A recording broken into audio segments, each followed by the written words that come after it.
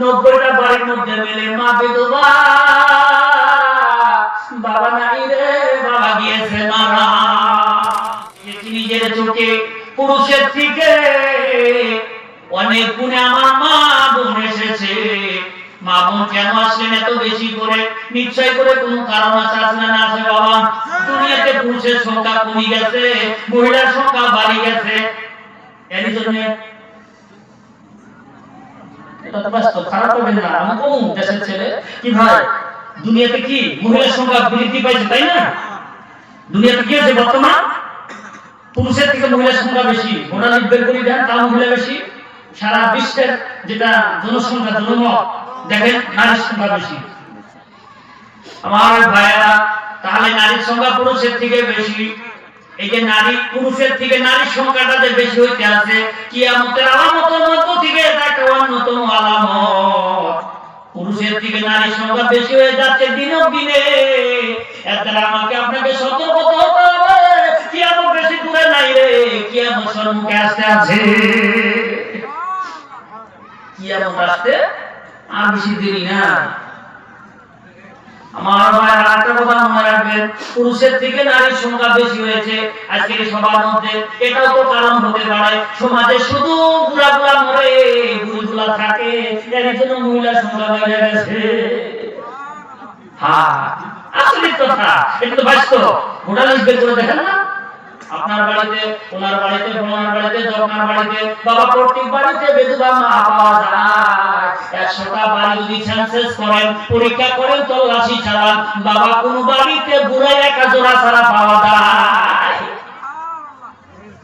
100টা বাড়ি তল্লাশি করেন না, 90টা বাড়ির মধ্যে যা জিজ্ঞাসা করবেন, আপনার বাবা আছে? বলে জি না, বাবা নাই। বাবা কি হয়েছে? মারা গেছে। মা? বাবা মা বাঁচা রাখছে।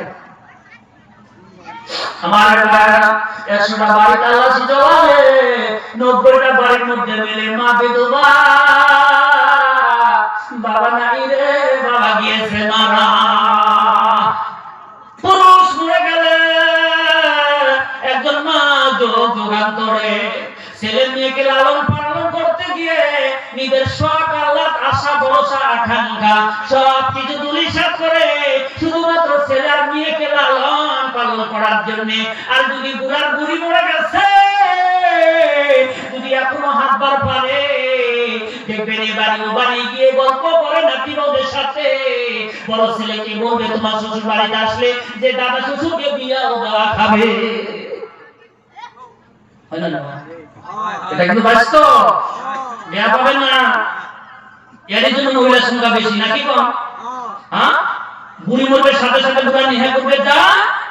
আর যদি বুড়ি মরে যায়, বুড়ি যদি থাকে, বুড়া যদি মারা যায়, তাহলে ওই পোলাপানকে লালন পালন করবে জন্য নাতি পুতি নিয়ে একজন মা সারা জীবনটা কাটায় দেয়, দ্বিতীয় বিবাহ বসে না। কোন চাকরিজীবী মাস্টার যদি আসি কয় তোমার কাম করা লাগবে না, খালি আমার সাথে বিয়ে বসো, আমার ভাতা আমার পেনশন সমস্ত তোমার নামে দেবো, শাড়ি মাটি 1 বিঘা তোমার দেবো, কয় তোর ওনার কখনো আমার পাও। আমার জ্বলন্ত, আমি ঘটনার সাথে গেছিলাম, আমার কইছে আমার পাও দেখায় না, বুঝে বলি, কিন্তু বুঝে বুঝে এলাকায় কথা কম না। মাস্টার কারো কিছু নিয়ে এসে আমার বেটার কিছু আমি দ্বিতীয় বিয়ে বসবো।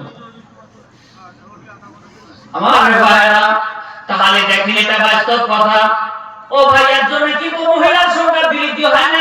সবাই মহিলারা ধর্মের প্রতি আকর্ষণ বেশি।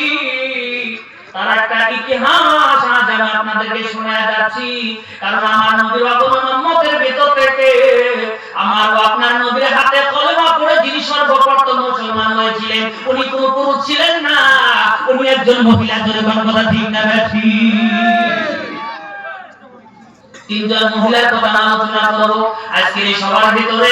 পুরুষের থেকে দ্বিগুণ নারী কেন এসেছে তার কারণ আমি এতক্ষণ ধরে যেগুলা কারণের কথা বলতেছিলাম, ওগুলা কারণ না, কারণ না। আসল যেটা কারণ রে বাবা, সেটা হলো আমার নবীর যত আপনার উম্মত আছে কিয়ামতের আগে আসবে, আমার নবীর হাতে কলেমা পড়ে যিনি মুসলমান হয়েছে, উনি কোনো পুরুষ ছিলেন না, উনি একজন মহিলা ছিলেন। আর ওই মহিলাটার নাম হলো বাবা হযরতে খাদিজাতুল কুবরা। কথা ঠিক? 100% রাইট? খুলে দেখেন ইতিহাস। 40 বছর বয়সে আমার নবীকে যখন আল্লাহ পাক নবুয়তটা প্রকাশ করলেন, সর্বপ্রথম যাকে কলেমার দাওয়াত দিয়েছিলেন উনি হচ্ছিলেন একজন মহিলা, আর তিনি হলেন খাদিজাতুল কুবরা, আবার নবীর বিবাহিত স্ত্রী। সুবহানাল্লাহ। তো মহিলারা সবার সঙ্গে আসবে না, পুরুষ আসবে? পুরুষ আসবে